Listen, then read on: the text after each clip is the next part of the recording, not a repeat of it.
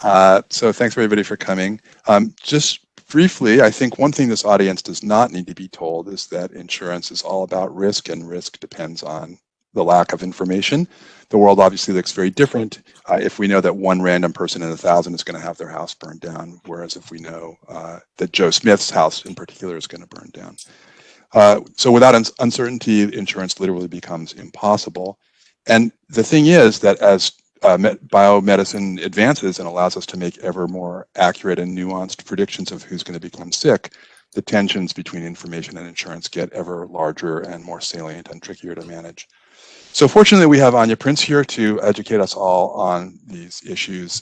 She is an associate professor at the University of Iowa Law School, and she is widely recognized as a leading scholarly voice at the intersection of insurance and bioethics and genetic information, and one of the few people who has a command of the science, the law, and the moral, ethical issues that are at stake in aspects of genetic testing and information. So it's really a great pleasure to welcome her. The floor is yours. We'll do what we've done in the past, which is take clarifying questions either via the chat, and then at the end, Anya's left time for people to ask more substantive questions. So thanks for coming, or visiting, or whatever you call it these days.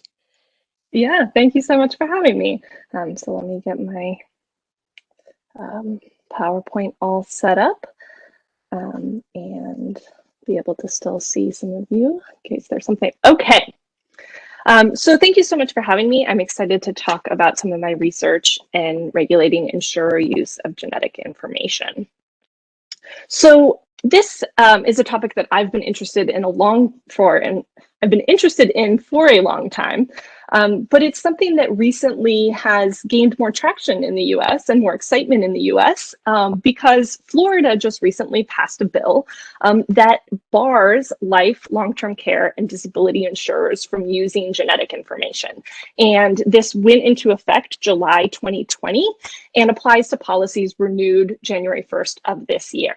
So I'll talk more about how this relates, what some of the nuances of this law are, but also some of the backstory of how we got to this debate and why this Florida legislation is so interesting and timely.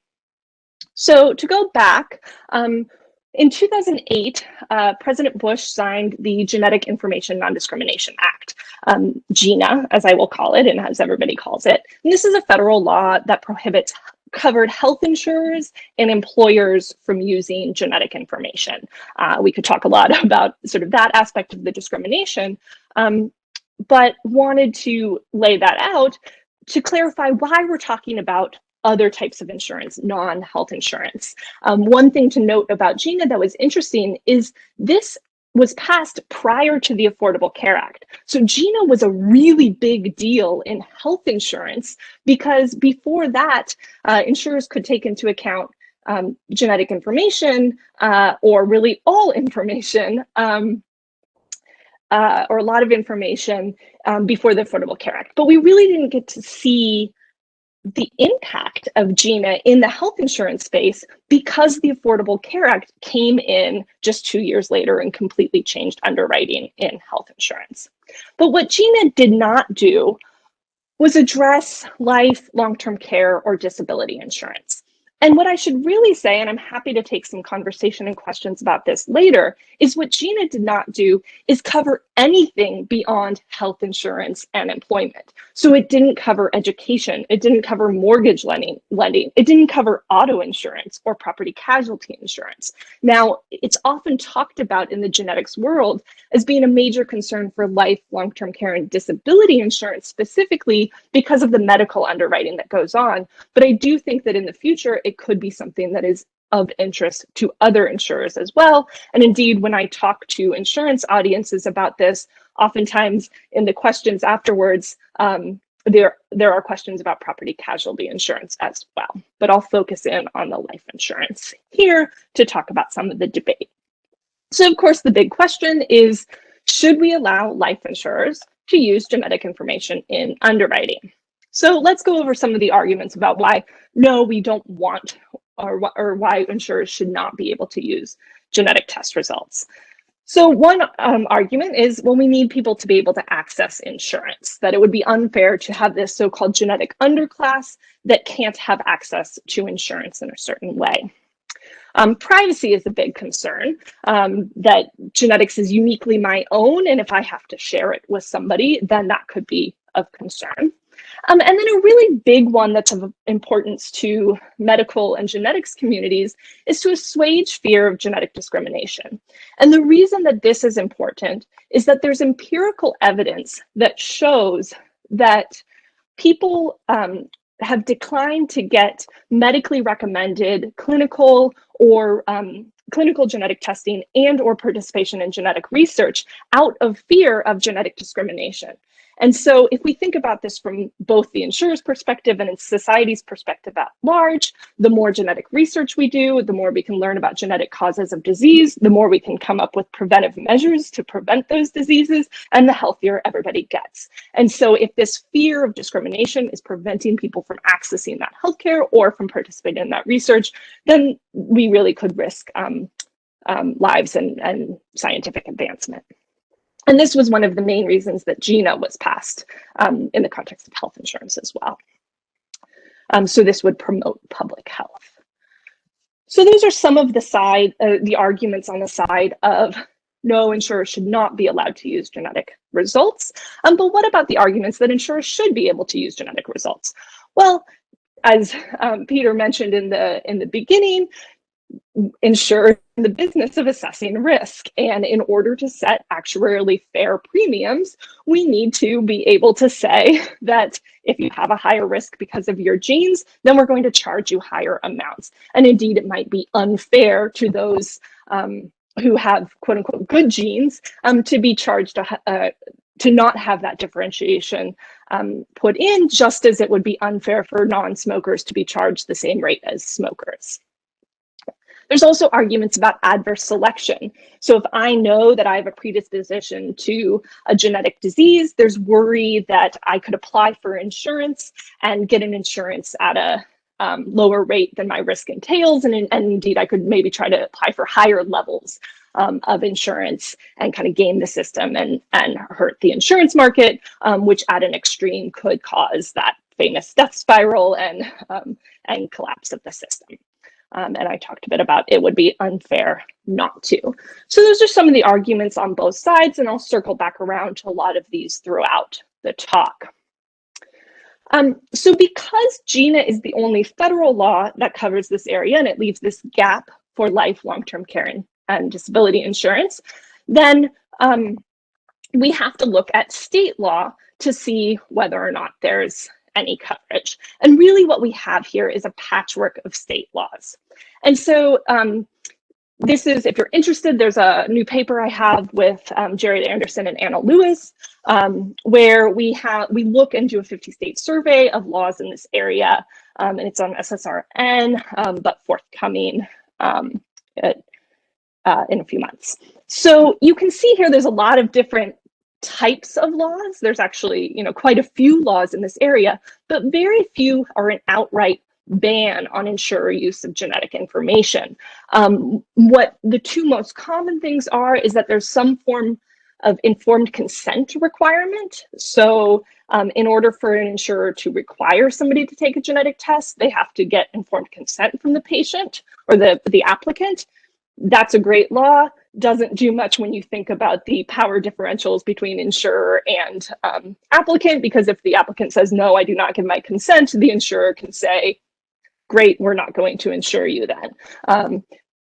So I won't talk too much more about those informed consent requirements, but you'll see that another really common one is are explicit requirements that in order to use genetic information, the insurers have to have actuarial justification.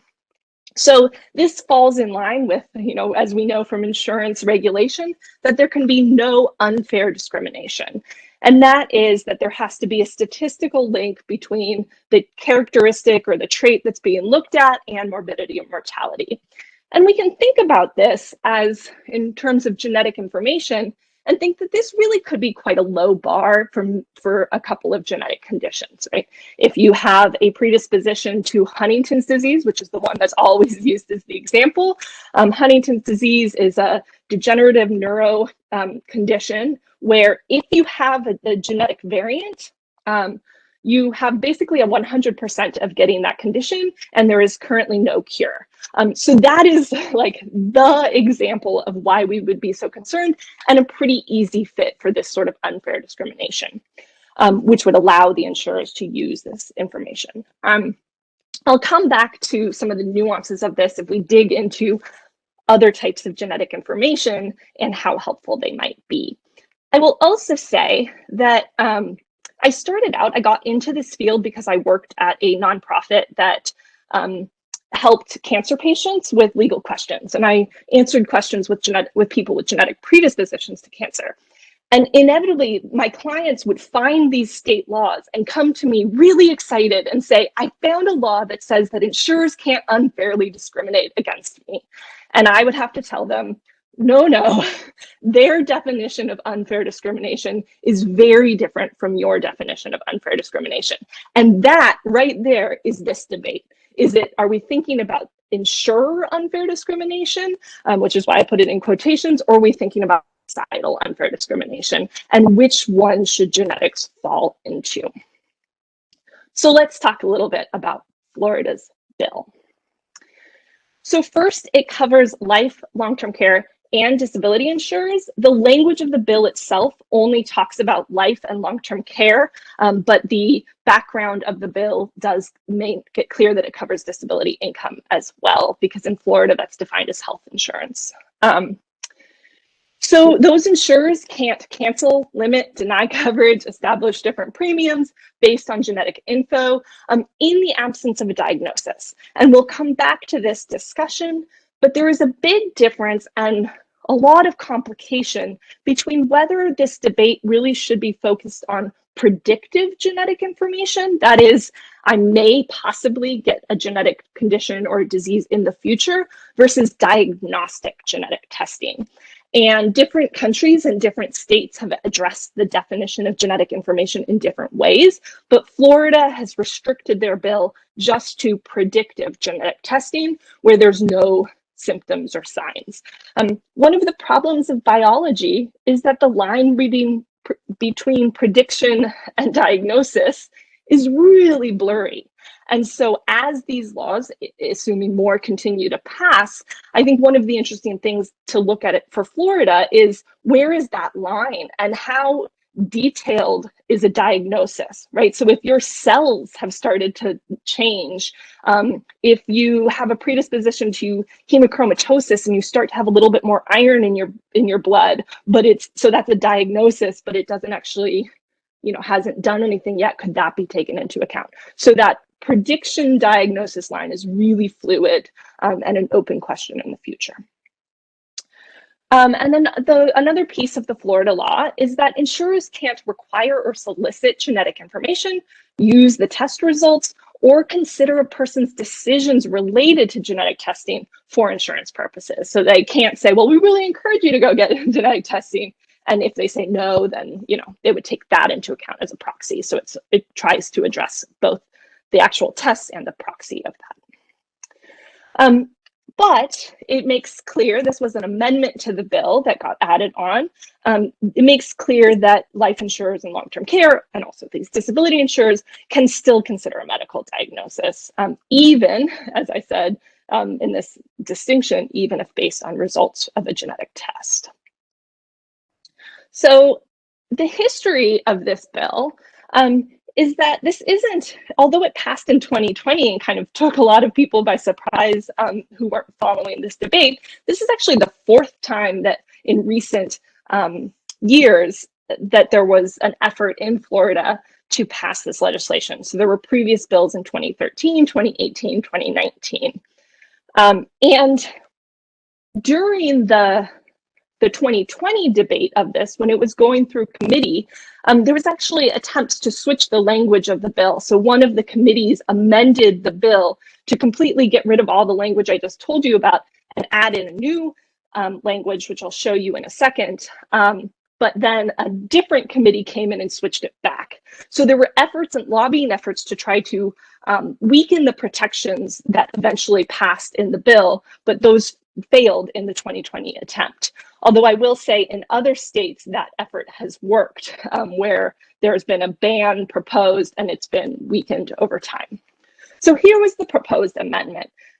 It's a lot. There's a lot of interesting parts about this, which we can talk about later, but I want to have you focus in on C4, which basically is saying we want to change this ban on insurer use of genetic information to an unfair discrimination piece, which basically is, okay, we're gonna pass a law that says we're protecting against genetic discrimination, but may allow for insurers to use these types of test results all the time. Although there are some interesting protections in here, such as the information has to come from a medical record. So if it's a research result that hasn't been placed in a medical record yet, then this amendment would have not allowed that to be used. And the requiring an applicant to get a genetic test. This is a common trend across insurance codes in other countries and across some state bills that say we can take into account existing genetic information, but we can't require an applicant to take a genetic test. And if you think about the adverse selection concern, this one makes a lot of sense. Adverse selection is a concern about asymmetrical information. And so that's when the applicant knows their genetic risk, but the insurer doesn't. But if the insurer is requiring the applicant to get a genetic test, then that's changing that. It's not about the asymmetry of information anymore. So this is a common protection that's kind of a compromise in between. Needless to say, this proposed amendment didn't pass. And so instead, the much stronger ban came into play. So I'll pause there for just a second before I talk about what the impact of that legislation will be and see if there's any questions. I don't see any hands up and I don't see anything in the chat, so I think we're all good so far. All right, Thanks. Sounds good. Mostly I just got a drink of water, snuck it in. Okay, so let's talk about the impact of legislation. So when this was being debated in Florida, there was this quote from Susan Neely, the president and CEO of American Council of Life Insurers. This was in the Sun Sentinel newspaper in Florida. And this is epitomizes the arguments of the insurance industry throughout these bills, right? That the bill could really harm consumers through higher prices and potentially limited product choice, right? If we can't take into account risk, we're going to have to raise everybody's premiums, and especially those low risk people are going to be hurt. Now, of course, the high risk people would have lower premiums. So just like all the debates in the ACA, it's how much solidarity we're adding into the system. I think there's no debate that insurance premiums would go up some. The question is by how much. So we can contrast that statement with the final bill analysis that came out of the Senate, which is basically, it's a black box as to what insurers are using in this information. We don't know. And we don't know what the impact of this will be because the science is ever changing. So let me dig in a little bit further into this impact. So wait, Anya, can I just interrupt really quickly? I mean, yeah. So it's insurance companies do not have to disclose at all what they're doing. There's no repository of what actual information they're relying on. So the regulators might get some of that information if it's used right in risk classification, but to the lay public, it's really a black box. And I do think one of the reasons I thought that this was so interesting that it's in the final bill analysis is you think that the Senate, the Florida legislators could get some of that information, and yet either they didn't dig further enough to actually get that information, or they asked for it and didn't get it, and so they had to put this, we don't know. But to the public, I think this is, we don't know. So it epitomizes that. Okay, so what might the actuarial impact be? So first, I want to stop and talk a little bit about the interplay of science and insurance here. So what types of genetic tests are helpful? And here, let's focus in on life insurers. It gets way more complex if we're talking about disability insurance or long-term care insurance. But let's just talk about life insurance. So what are some of the things about genetic tests that we might take into account? First is their inheritance patterns. So I mentioned Huntington's disease. If you have a family history of Huntington's disease, if one of your parents has Huntington's disease, you have a 50% chance of having inherited that, because it's what's called autosomal dominant. If you have one part of your chromosome has that change, that will overpower the other one. But there are other inheritance patterns where it might be recessive. So then you have a 25% chance. And then to complicate that more, there's different penetrance. Penetrance means the likelihood that you will develop disease. So Huntington's disease has a 100% penetrance. If you have this variant, you will get the disease. That is extremely rare in genetics, in the type of predictive genetics we're talking about. BRCA, another famous one, which is the predisposition to breast and ovarian cancer, made famous by Angelina Jolie. That's like a 50 to 80% penetrance or risk of breast cancer. It depends on some things, but some are 20% penetrance. Some have different severity of disease. So you may get a really weak form of the disease, you might get a really strong one. So it's not all black and white as to whether you will get the condition and how severe it might be. And if we think about that from then the life insurance perspective, how that actually ties in to mortality is much weaker than when we think about Huntington's disease as the epitomizing example. Age of onset is really important as well. If you think about who might be applying for life insurance, for a lot of genetic conditions, symptoms may have already developed. So if an insurer can't take into account genetic information, but they can take into account manifested disease, they may be able to identify the genetic condition through symptoms, not just the condition. And so, BRCA, again, to use that, that's a common to have breast cancer or cancers in, 25, 30, 40s, maybe 50s, but not later. And so if you're thinking about sort of later populations who might be applying for insurance, the likelihood is you might have already seen some of those conditions show up. Another really important thing is availability of preventive measures. Again, I'll take BRCA as an example. If a woman finds out that she has a predisposition to breast cancer, she, like Angelina Jolie made famous, can undergo preventive surgery.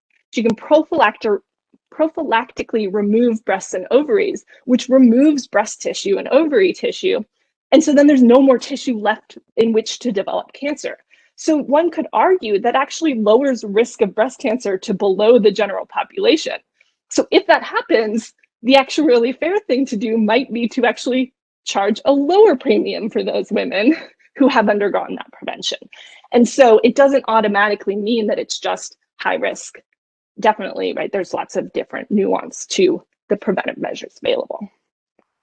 And then if you can access family history, even for those really predictive tests like Huntington's disease, if you can see family history, then you can track the diseases across the families. And so when we really think about what the impact might be of not being able to take into account genetic information, it might be lower. And really, there's only a handful of genetic conditions that meet some of these requirements. So there's been some modeling of this. Angus MacDonald is an actuary in Scotland who's done a lot of modeling. And in this particular report, he estimated that if we take away genetic information from insurers, premiums might rise to 1%, maybe at an extreme level, 3%. On the other hand, when a debate happened in Canada, there were estimates that premiums could go up by 35% for males, 60% for females, right? Huge difference in estimates as to what the impact on premiums will be. Back in 2018, in the US, the Society of Actuaries did their own modeling, and they were sort of in the middle, right? So they estimated new claims costs would rise about 4 to 8%. And they looked at 13 medical conditions, you can see. So again, not that many medical conditions, and usually they're fairly rare. So what can explain these differences between a 1% premium difference to a 60% premium difference? The big thing is how we make assumptions about what people are going to do with their genetic test results if they find out they're high risk.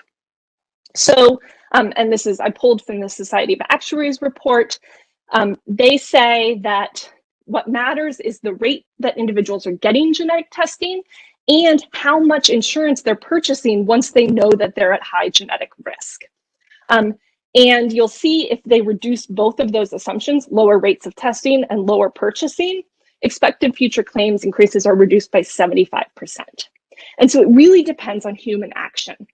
The CIA report that I mentioned estimated that 75% of people who get a positive genetic test will apply for, quote, as much life insurance as possible. 75%. And that, to me, doesn't reflect people's finances, people's, willingness that they just, not 75% of people are going to game the system and buy $2 million life insurance policies. There's going to be some who apply definitely for like $400,000 life insurance policy, but not necessarily $2 million life insurance policy. But it's an area where we don't have as much social science research. There is some research that shows that people with genetic predispositions do go out and purchase more insurance. There is some of that research. Those are in Alzheimer's, BRCA, Huntington's disease populations, not in all the rest of the genetic conditions with those variable penetrance and variable things. So I think there's a lot that we could dig into here. But here's the thing.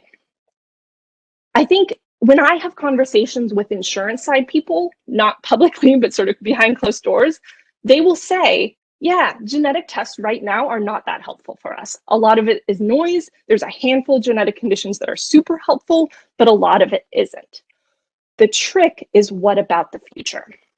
So here's some quotes. These are from different countries, not from the US, but part of my research was to go to other countries that were having these debates and talk to stakeholders, including insurers and academics and geneticists and everybody, about their policies. And so here's a couple quotes. These aren't particularly from insurers, but I did hear these same themes from insurers as well. But they really talk about how right now genetics isn't that helpful, but they could be in the future. It just depends on how the science of risk prediction moves forward. And indeed, there's new research every day about these things called polygenic risk scores. And these are algorithms that scan your entire genome and find the small contribution of each individual variant to overall risk. And so it could be a score that takes into account 1,000 variants in your genome that puts you at risk for diabetes or heart disease. Now, this is what the insurers, I think, are really worried about. Because if somebody knows their polygenic risk for a really common disease that affects way more people than Huntington's disease, way more people than breast cancer, or than like a BRCA specific mutation, then they're worried. And so a lot of this debate, I think that there's actually a lot of agreement between insurer side and consumer side about the now. But there's a lot of entrenchment of worry about laws being passed that restrict in the future if these genetic tests get predictive enough. And so I think that's part of the nuance of this debate.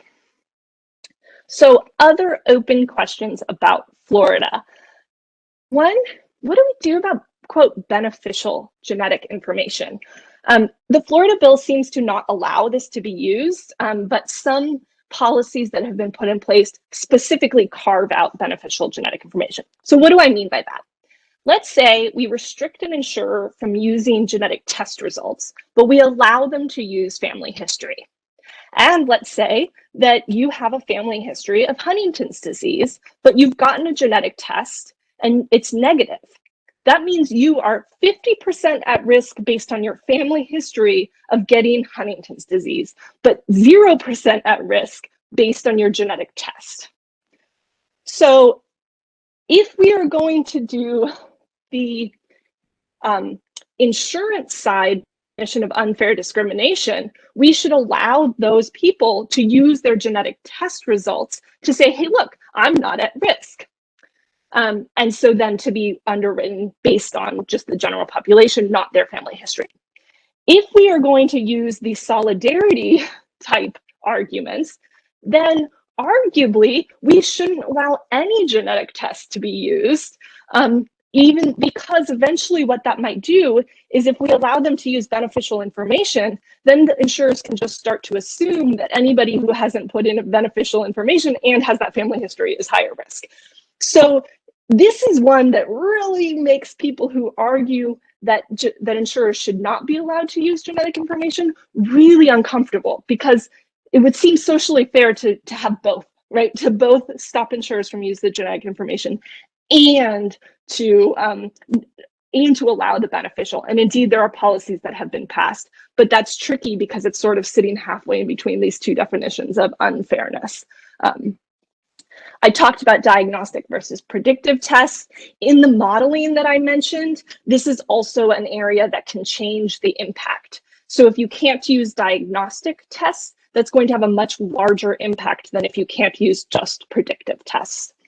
And then a really fun one, which I'm excited to see what happens, although maybe insurance companies are less excited to see what happens with this, is insurance tourism.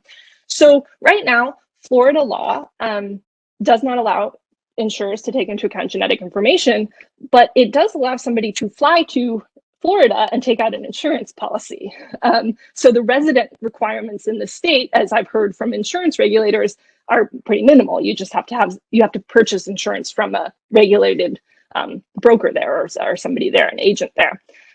So there is this potential / threat of people flying to Florida, taking out an insurance policy, and then flying home, which could obviously balloon the adverse selection. I do think that it's important to keep in mind that not everybody with a genetic predisposition has the resources or the wherewithal to buy a ticket to Florida and fly there and find an insurance agent and get a life insurance policy. So while this is a theoretical possibility, I don't know that this will, just be a ton of insurance tourism, but it's an interesting prospect to think about.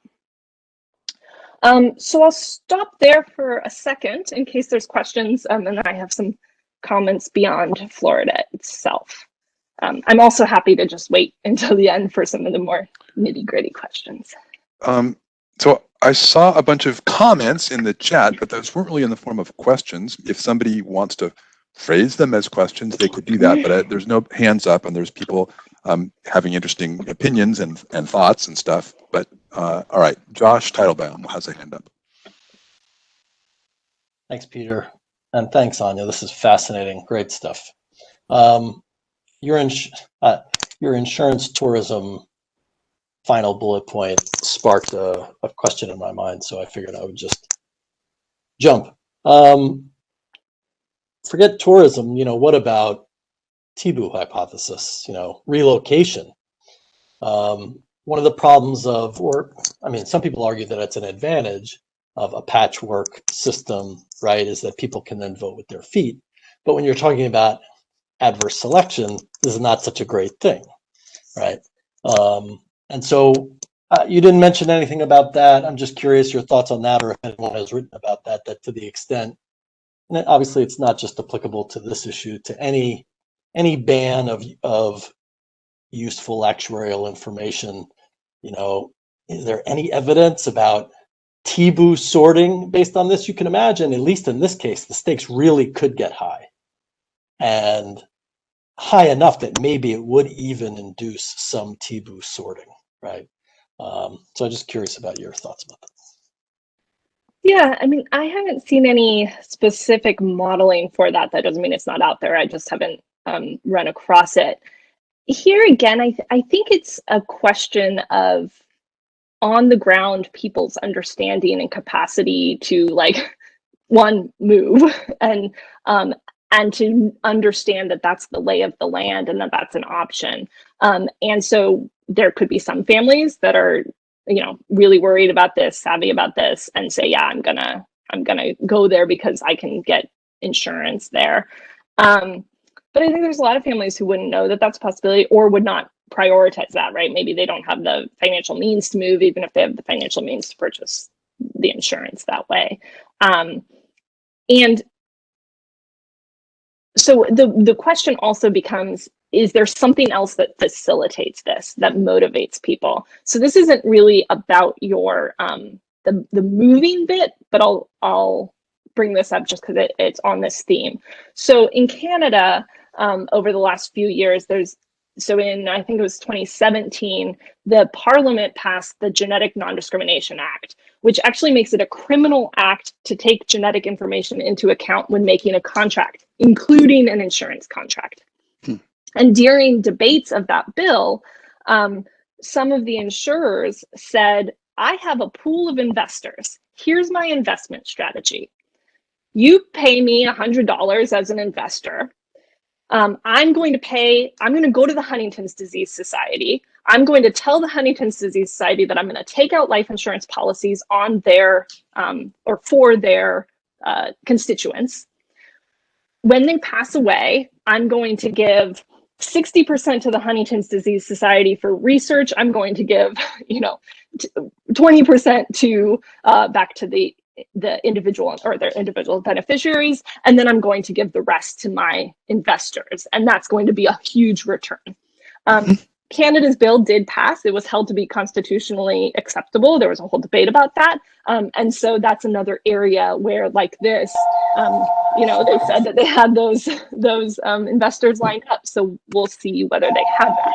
I think there's also a question of whether the Huntington's Disease Society is going to say, yeah, that sounds great, or whether people are comfortable with signing up for that. And maybe there's some who would be and some who wouldn't. So slightly different, but also a nuance to what motivates people to get into this. And it's not just them on their own. Okay, I don't see any other hands. Yep. So you're welcome to continue. Oh, Walter, there's Walter, sorry. Sorry, Anya, thank you very much for what you've done today, but what you've done in this whole subject. I teach a course in the Master's Insurance program at UConn Law. I've got life, annuities, disability, and long-term care. So all these subjects are of interest to my class, and my class has read some of your papers, so it's helped them learn a little bit. We have to cover a lot of material, so we only get a little bit into the genetics, but we do get a little bit, and sometimes I've had physicians who are lawyers also in the class, so they add to the discussion quite a bit. And I put them in with the actuaries from insurance companies, some of whom are lawyers as well. My question for you is, the issue comes up about family history. If you limit the genetic information, can the insurers still, under Florida law, they can still get all the family history? Is that correct? Yeah. So under Florida law, they can. One nuance to that is under federal law, under GINA defines genetic information to include family medical history, but states generally don't. Yeah, and that's an area that the insurers, who there are lawyers from insurance companies in my class, some of them are worried about that issue because they like to be able to use the family history. Yeah. So some people say we need like a GINA 2.0, where we should just take GINA and then move that into the states and broaden it. And that would have a much greater impact because the definition of genetic information under GINA includes family medical history. But the state laws that I've looked at don't. And so insurers would still be able to take into account and underwrite on the basis of that. Thank you. That's very helpful. And the whole discussion of unfair discrimination is something that, at least law students who don't know much about insurance always have a lot to learn about that. What is not unfair discrimination? Is it fair discrimination? Thank you. Yeah. Great. Peter, Kotzenberger, you want to come in? Thanks. So and this is a point you made a few minutes before. To the extent that you don't allow genetic information to be used, or you allow it to be used, is it, my view, at least in the property casualty context, in terms of education, income, and other underwriting factors, is that yes, the industry argument is always typically some people are going to, lose their discounts, and it's going to cost more for insurance. But to the extent that do you consider it a fixed pool, and that the overall premium volume is not going to go down in Florida or Connecticut, whether it's used or not? It's simply there'll be different winners and losers in terms of how much they pay, but it's not a discount overall or an increase. I guess that depends the amount of potential adverse selection in that particular pool. If they happen to have a lot of people with genetic predispositions in that pool who, or a lot of applicants, then it could affect that. But I mean, one of the arguments about this is we all have something bad in our genes. You know, it's not a monogenic condition. I have one of my favorite quotes from my interviews was a British guy who said, you know, most genetic conditions are not monogenic. And if you've had somebody purchasing insurance until they're 80, you've gotten a fairly good whack out of them or something. You have to put it in British accent. But he basically was saying, we all live to a long time, you know, on average, and that's not necessarily going to change. So I think you're right to the extent that assuming there's not high adverse selection, then it's just saying, yeah, how are we passing this in a more solidarity way? All right. Well, I'll keep on going. Oh wait, there's one more, Tom. Let's just do one more. Tom Magnuson, and then we'll let Anya keep going. Just out of curiosity, has there ever been a discussion on maybe allowing genetic markers that are non-determinative that can be influenced by people's actions to be allowed, or is that just too difficult of a problem to address? And by that I mean like go on. Oh, you mean like the BRCA example of prevention, or do you mean like behavioral changes that could limit? Actually, both of those are great. Like ones that will compel people to do something that will lower the risk, as opposed to what you said before, where there's something that's 100% determinative factor.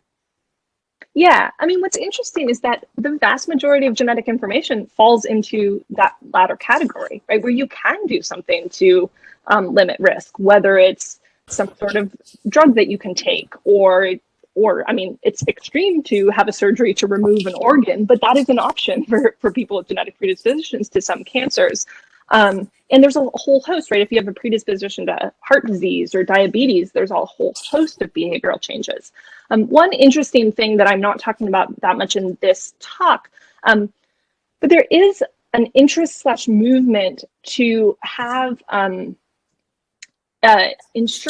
life insurance companies actually offer genetic testing to existing policyholders as like a wellness program. So we have wellness programs for employers, and this is a similar idea. And it goes to your point that this could be a win-win, right? Where existing policyholders find out that they have a genetic predisposition that they didn't know they had. They lower their risk, and then insurers win because their policyholders lower their risk, and the policyholders win because they don't die from a genetic condition. And so that is an area where there's also interest in genetic testing from insurers, but it's on the policyholder benefit side rather than the underwriting side. That is just a whole different conversation, but brings up some of these preventions. The one thing I will say about this that I think complicates things is there's a really big difference in my mind from an insurer saying, we really encourage you to diet, right? Or to change your diet or to exercise more, versus, hey, woman in your late 20s, you really better remove those ovaries or we're not going to insure you at the same price, right? They all tie into risk in the same way, but some of the interventions that can be taken are so personal, really have a lot of trade-offs, both like, can I have kids? And also early menopause comes in, right? There are side effects to some of these decisions that are more complex than just I'm lowering my risk. And so that's just a nuance that I think it's, I hesitate to have insurers sort of pushing that vein too much if it's really some of those personal decisions. Okay, thank you. Yeah. Hoping for the simple answer, but no, right? Like life, everything's complicated. It's all complicated, yeah. Okay, so let's talk a little bit beyond Florida.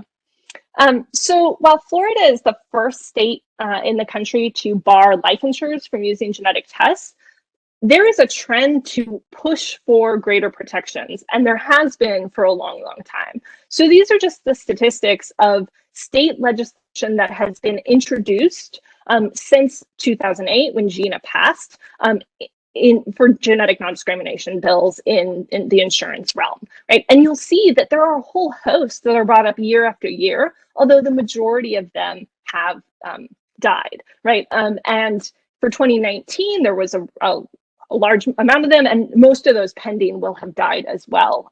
This was data that when we were still in the 2019 legislative sessions. And 2021 alone, Georgia, South Dakota, Pennsylvania, Vermont, California, and Connecticut all already have bills introduced that would regulate insurer use of genetic information. Not all of them are complete bans, but some of them are. And so this is not specific just to Florida. It's just that Florida has happened to get through the legislature. And so there's often a continuous push for greater genetic protections. So I'll step back and talk a little bit about a theory about why that might be, and then we'll wrap up. So really, this becomes a question of political economy.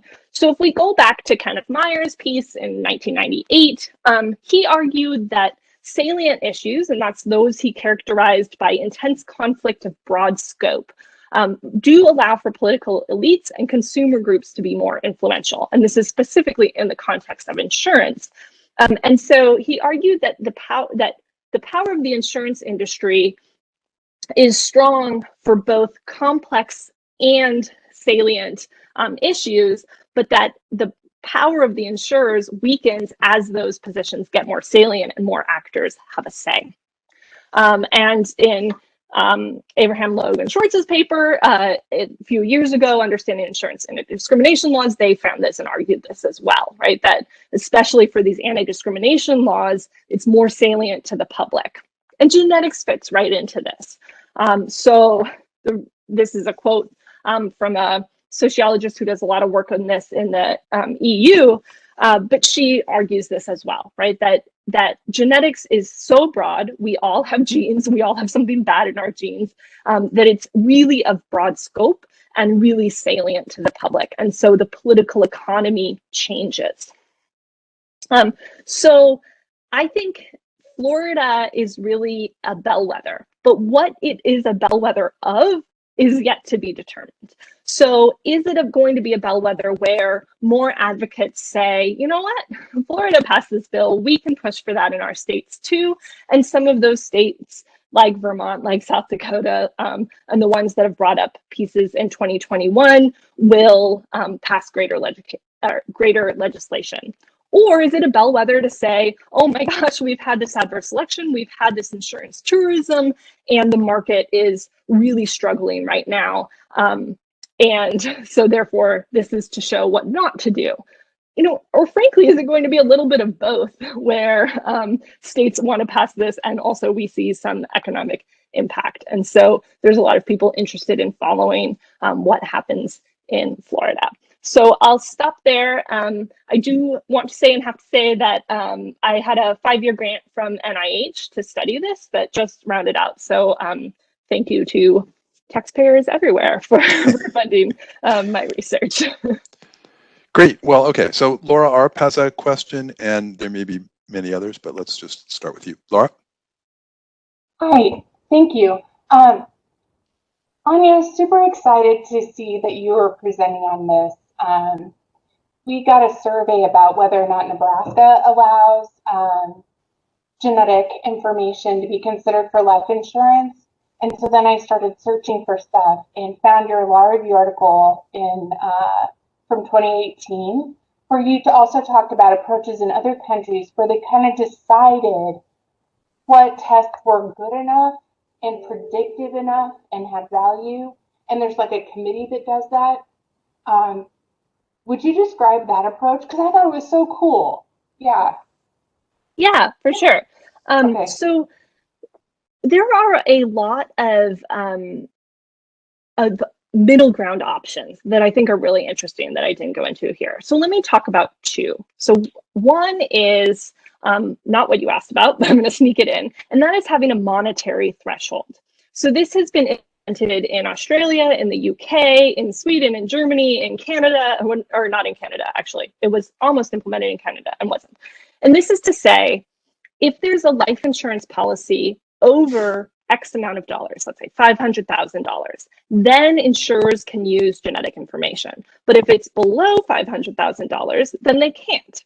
And this is, I personally think, a really nice balance between the social aspect of let's just make sure people can get access to insurance they need, and there might be a minimal economic impact there, but avoiding the adverse selection, I want a $2 million life insurance policy because I can and I can game the system. And so that is one option that has been implemented. The second is this review. So this is what happened in the UK. And in the UK, insurers voluntarily agreed to this back in 2001. So UK solved this problem a long time ago. And the UK insurers agreed to a moratorium, and they said, we will not take into account predictive tests over £500,000 for life insurers unless it's been approved by a scientific body. I mean, it involved actuaries and everything as well. And so then that body looks at the evidence to say, where are we? Does this actually have an actuarial impact? What are the preventive measures right now? And then they can approve and say, here are the lists that are allowable for insurance companies. And so that's another middle ground option. One bill that has been introduced in 2021 is in New York, and New York has a bill to create an advisory committee for genetics, and one of their tasks would be to look at insurance. And I don't know whether it would have that same impact, but there is a little bit of movement then in New York as well on that front. So that's one of the things that I think is interesting about this debate is it's so often framed as life insurers want all access to do everything that they want with this, or people want life insurers to have no access at all. And there is little appetite in the US, frankly, for a compromise position. And I kind of don't understand why, because if we can improve people's health and get more people to do genetic testing, great, if that's what they want to do. If we can prevent the collapse of our insurance system, great, that sounds good too. But those types of things just haven't gained traction for whatever reason. I'm trying though. Okay, who else? Duncan yes, Duncan. Hi, thanks. I was wondering about the extent to which, well, obviously the Florida law looks at underwriting, but does it address the use of genetic information in claims assessment and settlement? Yeah, so I'm going back to my slides, which you can't see me doing right now, but one of the parts of the bill,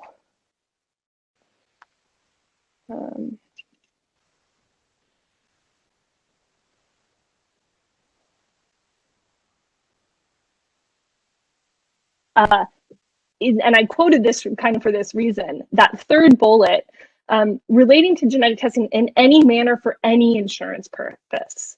And so I think that really could be read quite broadly as maybe those wellness programs that I mentioned wouldn't be allowed under this law. Maybe claims wouldn't be allowed under this law.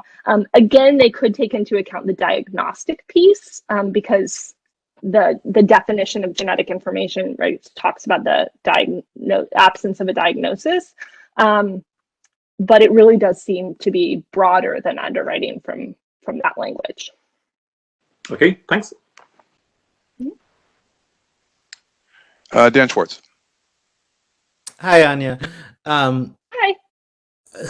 So my question, one of the things I've really struggled with is these requirements that there be an actuarial justification, because they seem so odd to me, given that, of course, insurers wouldn't use this if they didn't have an actuarial justification in some sense. There's not really a point to using them otherwise. So I guess I'm wondering, do you have any sense of, in the countries that have used this, whether this actually amounts to a real constraint? Or is it really, at the end of the day, just another way for insurers to figure out the best ways to discriminate, but it doesn't actually operate as a meaningful constraint? So it depends on how you define the parameters for what counts as actuarial justification. So let me give you an example. In the UK, they had a really robust set of rules around that review board. And it included that it wasn't just your genes are tied to, or like somebody with X gene has more risk than the other, but it actually required it also to be tied into the premium increase as well, and for there to show that. And I think there were something like 14 applications came in from insurance companies, BRCA for life insurance, BRCA for long-term care insurance, all sorts of these. This was 2001, so there weren't as many genetic conditions out there. The only test that passed that review board was Huntington's disease for life insurance, because they set the standard so high that other things didn't come through because there were preventive measures, because you could find out from family history. And so when you can find out from family history, there's less impact on premiums for taking away the genetic test. And that review committee was actually disbanded in the UK in like 2003 because insurers just stopped filling out applications. They just didn't try to get any more added to the list. And that moratorium was time limited. So they agreed to a 3 to 5 year moratorium, and then 3 years later, they agreed to it again. And it has been continuously renewed over and over for 20 years. And that tells me that that it's not tanking the insurance system in the UK, or the insurers would be pushing back more or applying to like reviving that body. So it can be a meaningful constraint, but it can't just be, okay, insurers, we think that you have that, the statistics, you have to kind of really have them show it and set the bar pretty high. Can I ask a question about 23andMe? And so you started off talking about, it's not just the accuracy of tests and the conditions that can be tested for, but it's also sort of like the sociological penetration of the idea of genetic testing, and that you could do it, that you should do it, that you might want to do it. And so when, they're generating all kinds of ads all over the place of telling you that you should do this, and you can see where your grandparents came from, and I don't know what else you're supposed to learn. Is that something that we should be happy about or unhappy about? Or, I mean, that's such a broad question, but like maybe we don't really want everybody to be so genetically aware that there's all these, that this information even exists so that they can then act on it, which we kind of think maybe they shouldn't. So, I mean, there's a lot of aspects to that, right? It was one, at what point should somebody take information from a direct-to-consumer and act on it medically? And from the bioethicist perspective and the medical community, I could put that hat on, not as a doctor, but say, go to your doctor and bring it and then see whether or not you should act on it. But from the insurance perspective, insurers, DTC, direct-to-consumer testing, is noise to insurance companies, right? And they generally don't underwrite on that. What they want to know is it in your medical records? Is it really that tied to risk? Because most of what's tested for from like 23andMe isn't all that, it's just not the same as medical testing. 23andMe tests for BRCA, but they test for 3 variants out of the thousands of BRCA variants. They only test for 3. And so the number of people who get a positive test from 23andMe for even BRCA is actually quite small compared to BRCA positive, people in general. And so there's just a lot of noise there.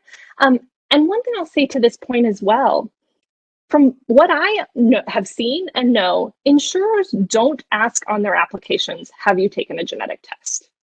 And that to me is really telling. If this really is that important to insurers, you ask about it. But I've done surveys of people and asked whether they've taken a genetic test, and I can tell you, you get a ton of noise back, because you get the people who took the ancestry testing, you get the people who took a carrier status testing while they were pregnant, and it doesn't actually tie into risk in the same way. And so that's where I come back to, I think this is more about the future than it is about the present. And so that goes to, I talked about the monetary cap and the review committee as an interim. Another interim that has been established in a lot of countries is a time-limited moratorium. Let's review that. Like, if you're worried about the future, maybe you don't put a ban in for, on and on and on, but maybe you put a moratorium in for 5 years and then we see where the science is. Because we were worried about the science back in 2000 and it's 2021 and the science isn't there yet. So I'm not sure we're going to magically be able to predict everything about our bodies in 5 years. So it's nice to hear that lack of scientific progress can be good news, because usually the other way. But so maybe that's a good note to end. It's right on 5 o'clock, and everyone's excused if they have something else to do. Would you be willing to stick around a little bit more if there are further questions? Wonderful. Thank you so much. That was just really great, fascinating, and important and interesting. And yeah, thanks for having me. Lots of clap signs are going up all over the place. I know. I'm going to have to read the chat too. I feel like you all got to have a fun conversation. There's interesting stuff there. All right, so we'll stick around, those of us who can and want to.